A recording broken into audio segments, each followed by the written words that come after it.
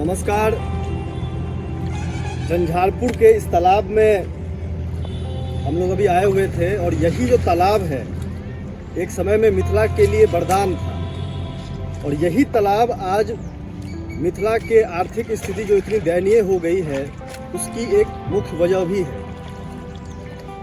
जैसा कि हम सब जान रहे हैं कि पूरे बिहार में खासकर मिथिला में 2.5 लाख एकड़ ज़मीन कृषि योग्य है और इस 2.5 लाख एकड़ में अगर आप मिथिलांचल आएंगे, दरभंगा मधुबनी आएंगे, खासकर मधुबनी में, तो आपको हर जगह हर 100 मीटर पे 200 मीटर पे मंदिर और तालाब नज़र आ जाता है। 31,000 एकड़ जलकर है मधुबनी के अंदर, ऐसी ज़मीन जहाँ पर पानी है, तालाब है।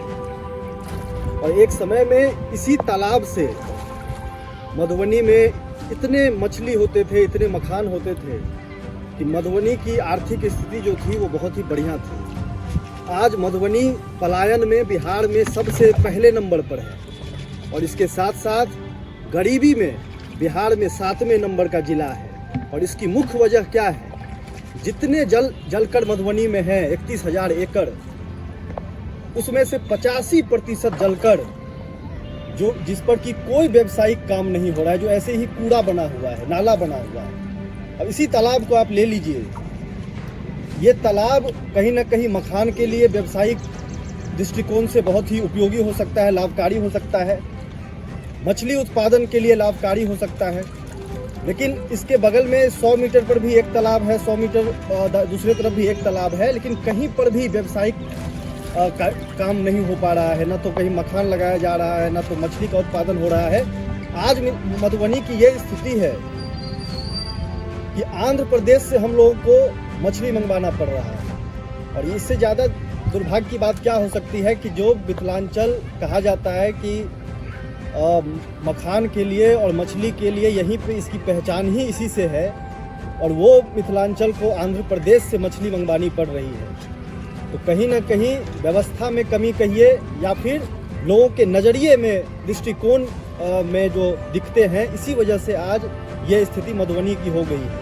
तो मधुबनी से अगर पलायन को भगाना है, मधुबनी के लोगों की अगर आर्थिक स्थिति को ठीक करना है, तो कहीं ना कहीं ये जो 31,000 जलकर मधुबनी में है, जो मधुबनी के लिए वरदान साबित हो सकता है, उसके बारे में लोगों को जागरूक करना होगा।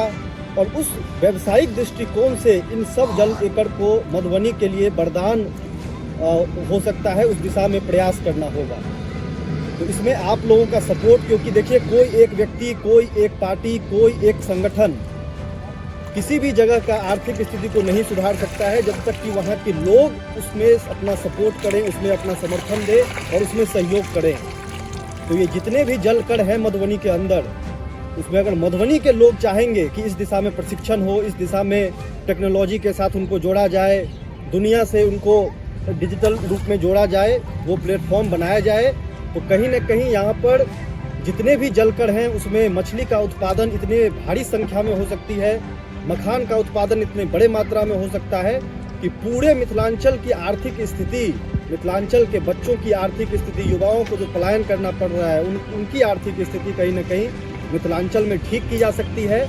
और यहीं पर उनको इतना रोजगार मिल सकता है जिसकी उन्होंने कल्पना नहीं की होगी, और किसी को भी अपना समाज, अपना मिथिलांचल, अपना मिथिला, अपना घर, अपना परिवार, किसी को भी छोड़ने की ज़रूरत नहीं पड़ेगी। तो इसी दिशा में हम लोग प्रयास कर रहे हैं। आप लोगों का सहयोग, आप लोगों का विचार, आप लोगों का राय इसमें ज़रूर चाहिए। कमेंट में आप लोग अपना राय भी बताइए और इस दिशा में हम लोग प्रयास आगे निरंतर करते रहेंगे। जय बिहार, जय मिथिला।